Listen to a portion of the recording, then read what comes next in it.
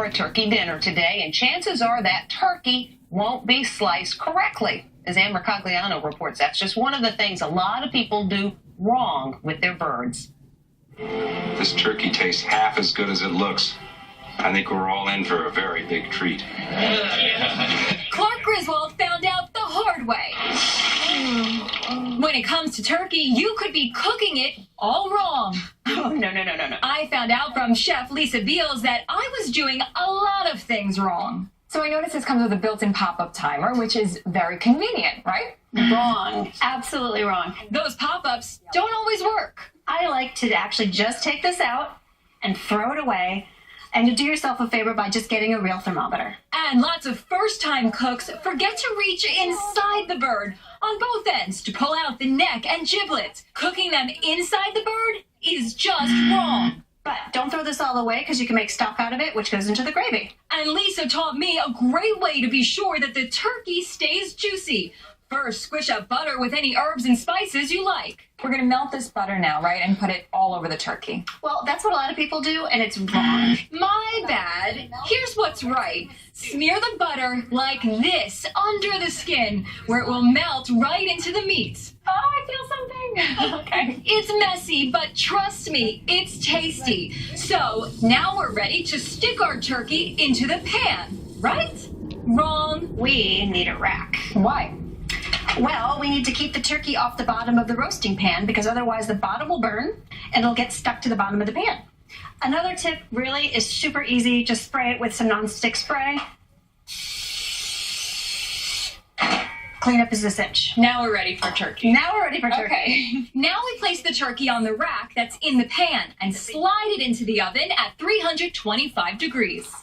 About 3 hours later, It's definitely time to check the turkey. All right. All right, let's get him out. wow. Isn't he great? That looks amazing. I know. I can't wait to taste him. Oh, God. So, is it really done? Here's where I would have made a giant mistake. Lisa, I would cut the meat to check it. That's what I would do. Oh, God, that would be totally wrong. Absolutely wrong. Don't cut that bird. Slide a thermometer into the thigh meat, being careful not to hit the bone. You want the meat to reach 165 degrees. Now, let the turkey sit out for at least 20 minutes or more. If you slice it right out of the oven, the meat will shred like this when you cut it.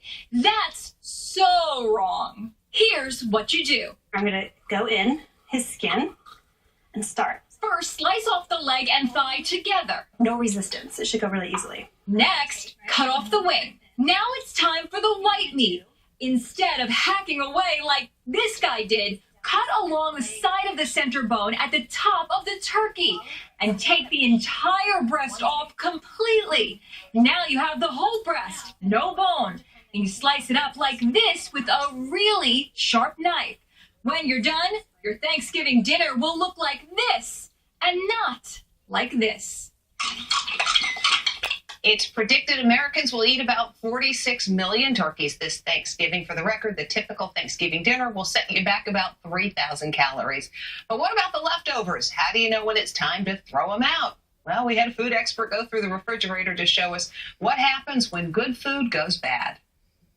That's pretty strong. Rotten fish, meat gone bad. Ew! It smells gross, and it could make you really, really sick. What will happen if we eat this? You will get violently ill.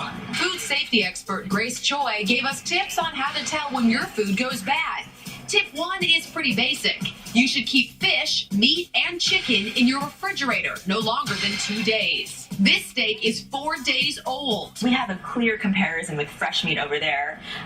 You can see the discoloration, you can see the grain. If you eat this, you can get seriously bad food poisoning. She says cold cuts should be used within 5 days. What's the test for cold cuts? Can you see anything if they're bad? Will they smell? Yeah, I mean, you can definitely tell because they sort of have that glisten, and then when you touch it, it's very slimy. And here's something everyone can do. The key to keeping foods fresh is to seal it in an airtight container. Grace puts fruit and vegetables in Ziploc bags and then actually sucks all the air out. Leftover takeout should also be transferred to an airtight container and eaten within 3 days. This could be my baseball bat, hard as a rock. Bread is best kept frozen, but never refrigerated. If you know that you want to keep your bread for a long time, go ahead and freeze it. It'll last 2 months. It captures the moisture in, and then you can take out slice by slice if you want to toast it. And here's a tip you might not know. Grace says store cottage cheese or sour cream upside down in your refrigerator. That creates a vacuum that prevents the growth of bacteria. And here's a simple way to tell if eggs are still fresh. On the large end, there's a small air pocket, so when moisture is evaporated as the egg ages, that air pocket gets bigger and bigger. So if you're concerned about your eggs, use the water test. Put water into a bowl, put the egg on the bottom. If it's fresh, it'll sit right on the bottom. If it's bad, it floats. She says milk will still be good up to 5 days after the date on the container, and organic milk will last even longer. But when in doubt, follow your nose. If it starts smelling even a little sour or a little bad, a little rancid, throw it out. Trust your senses. Good to know. Not all